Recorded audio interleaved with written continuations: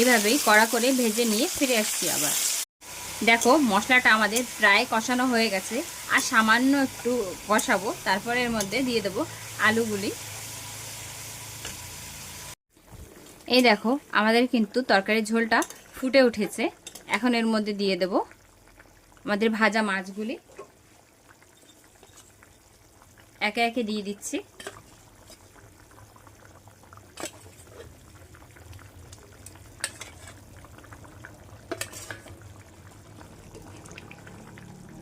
মাছের সঙ্গে ভালোভাবে ফুটতে থাকুক, আমরা আবার কিছুক্ষণ পর ফিরে আসছি।